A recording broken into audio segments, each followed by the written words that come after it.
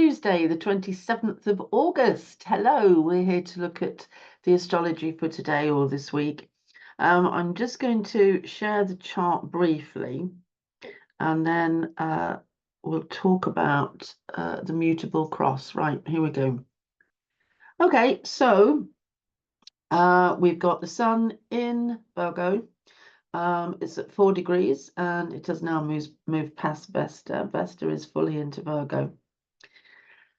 And if we go over here, we can find the moon at 17 degrees of Gemini, just about to go conjunct Jupiter at 18 degrees of Gemini.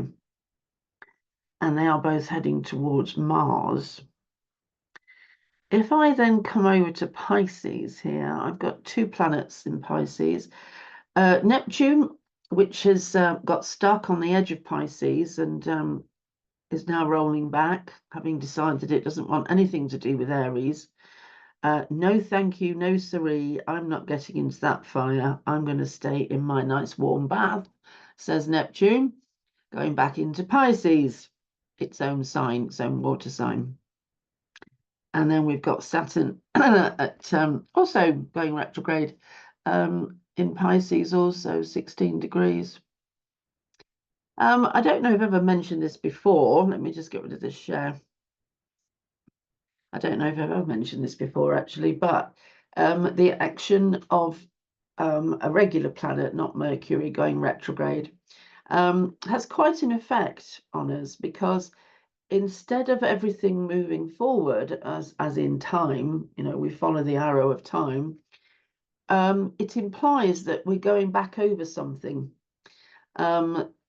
You can see this as an opportunity. Yeah, sure. Opportunities to look at something for the second time. And then there'll be a third time, because if it rolls back, it's got to roll forward again.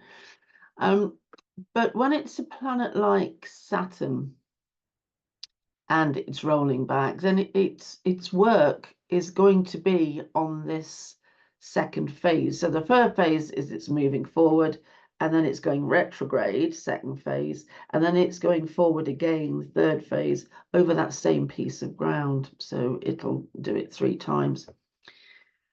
The second phase, so the time that it is going retrograde, can be quite challenging, because it offers challenges, especially a planet like Saturn, which is all about testing. So not such a great time at the moment. We have to answer certain questions that the cosmos is testing us with. Fine if you've sorted all this out before. If you haven't, then at this particular time will bring you the lessons that will point it out to you. Put it that way. Okay. Right, so that's just talking about Saturn. Now, I picked out those particular groups of planets in 3 zodiac signs for a reason. They are all on the mutable cross. And so I wanted just to say a little bit about mutable energy. Right, let's first understand what I'm talking about. So what is a mutable cross? Okay. If we were to look at the zodiac ring, that's the band, or invisible band actually, around the Earth, which is divided into 12. If we were to look at it, we could pick out the zodiac signs of Gemini and Sagittarius, which are opposite to each other. And then we could pick out the signs of Virgo and Pisces, which are opposite to each other. So now we've got Gemini, Sagittarius, and Virgo, Pisces. You'll have to excuse me. Freya was in here earlier, and I've got his white fur all over my face. And so that's opposite, but they're making a cross. Okay, cross. Crosses are quite important, aren't they, in religious and spiritual worlds? Okay. That cross, those 4 zodiac signs, have a special characteristic. They are known as the mutable zodiac signs, And they have a special characteristic which enables us to understand some of the nature of the 4 signs. Only some of its nature. The mutable gives us some of the clues of nature, and then other things such as the elements give us other clues. Okay. So the mutable energy is fundamentally all about adjustment. It's a time when the energy has to be adjusted, because if we follow the normal route around the zodiac belt, the sign before the mutables, so the sign before Gemini, for instance, is Taurus. Those signs before each of the mutable zodiac signs are on the fixed cross, and very heavily fixed. I mean, really fixed. So mutable energy really is necessary then to break up the concrete and the lead which have been stuck around things, ideas or projects, and made people too belligerent, too stuck in their ways. So mutability comes afterwards, and it's a way of seeing things a little differently, being able to adjust, being able to accept change. I mean, there's quite an impulse to change with all of these signs.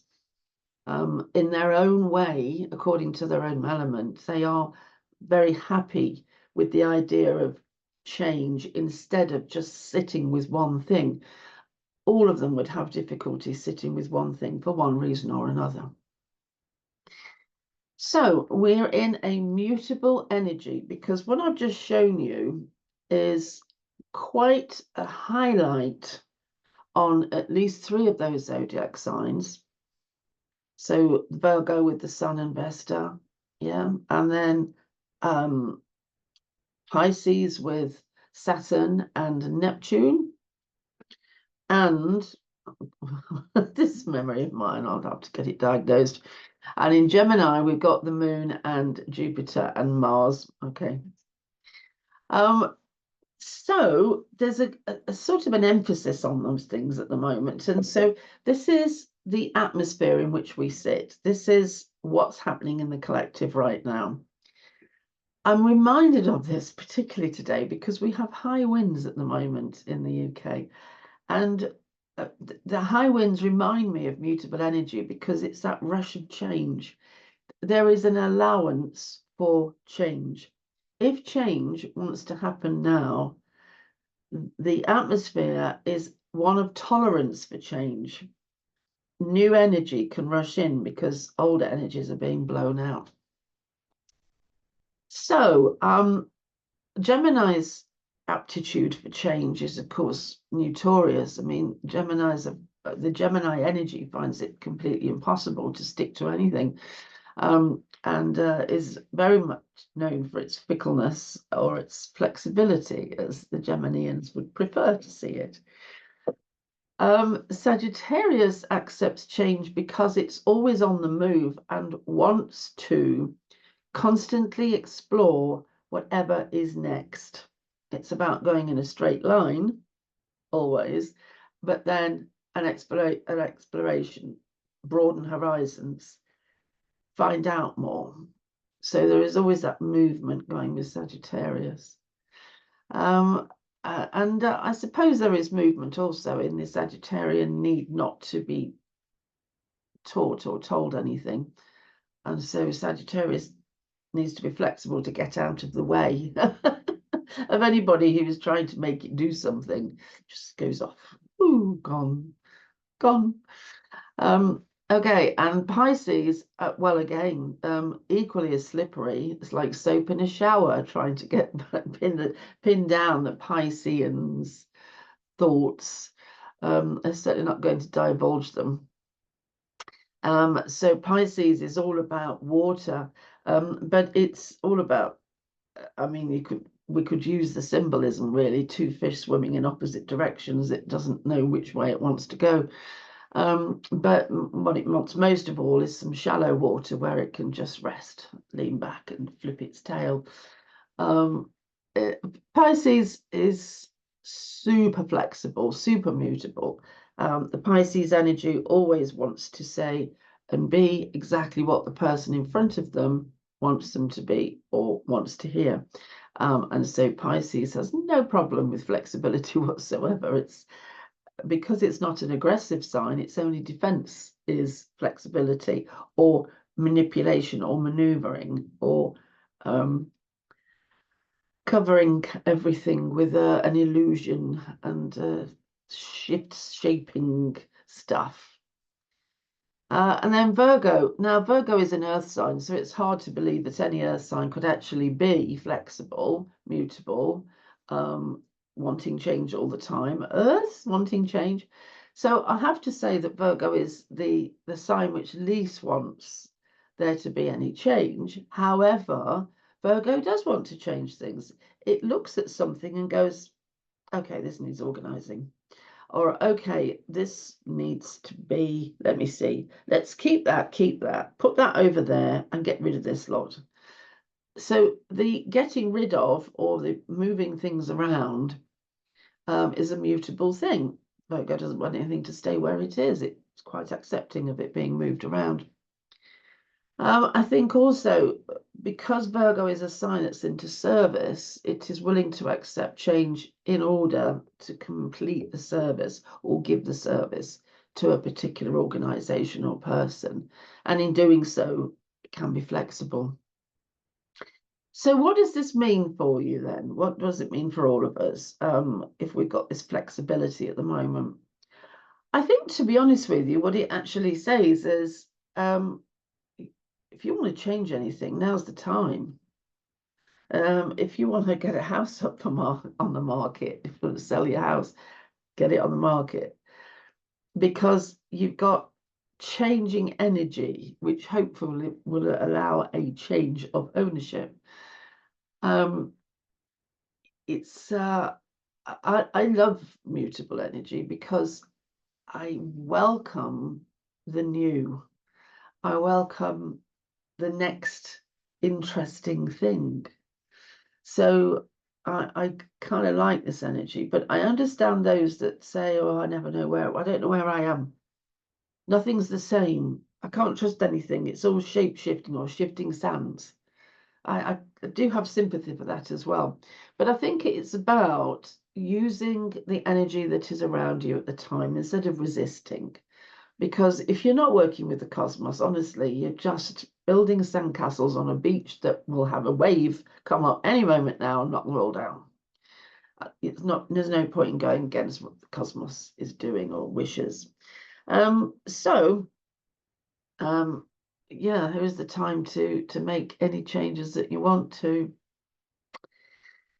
Right, I hope that was useful. And I'm just going to remind you all of my new book, The Easy Way to Learn Astrology. Here it is.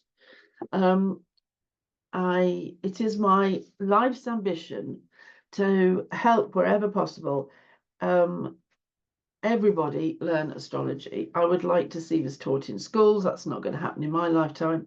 So I would like to see everybody be able to learn astrology for free.